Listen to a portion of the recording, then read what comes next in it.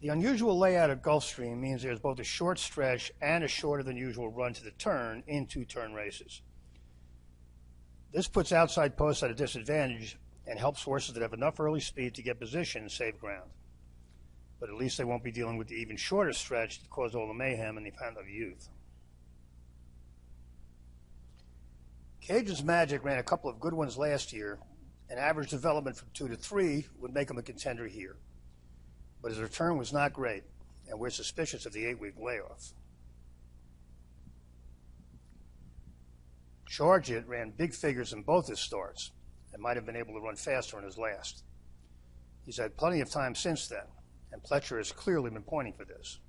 A new top is likely, and this guy is a major player. Clapton has already developed quite a bit and isn't fast enough. There's also no reason to think he'll like the distance.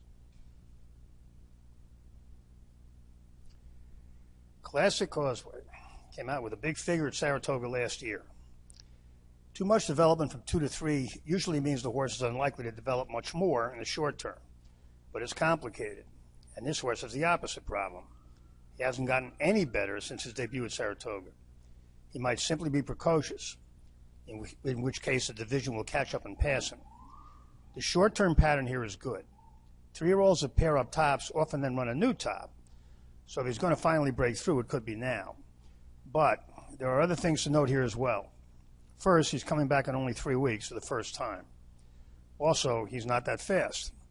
Other horses in those Tampa races are in figures as good, but lost because they raced wider. Overall, Classic Causeway is a contender, but will be overbet. King of Truth comes from a barn that's gotten some interesting numbers recently, but he's way slow here. They can't move this one up enough for it to matter. Delgado showed a lot of confidence by running Oak Captain in the Fountain of Youth, and he was right.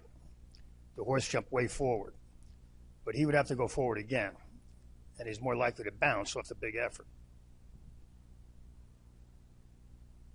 Papa Cap had a great pattern of development last year and established a strong top in the Breeders' Cup that set himself up for big things this year. We can forgive him the quasi-non-effort in his return, but the stinker last time is a big problem.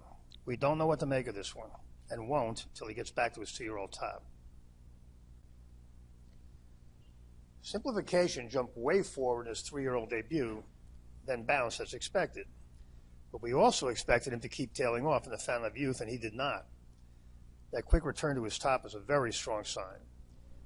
This time of the year, 3-year-olds often pair up tops, and we don't see any reason why this one shouldn't. Simplification owns the 2 best figures in the field and is the horse to beat, but he has a history of wide trips, and the competition is tougher this time.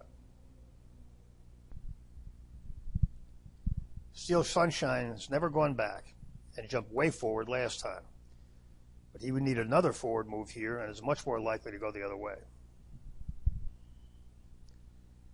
Strike Hard ran a big figure over the summer, then got back to it when blinkers were added in December. His last 3 have been good, and his wide trip last time earned him as good a figure as the winner. Ordinarily, we would like the 7 weeks rest, but in this case, the reason for it is he got sick. It's tough to plan him to run his best now, but we will be interested in seeing where he goes next time. White Barrio has marched steadily forward, and his last makes him a contender. There's nothing wrong with this pattern or the rest, but this is another who got sick since his last. Apparently only cost him a couple of days, but it makes it tough to know what to do with him now. The bottom line in the Florida Derby is that, as it turned out, the draw had no significant impact, other than White Barrio drawing outside Classic Causeway, which means we're not going to use either of them. To us, it looks like a 2-horse race: Simplification and Charge It.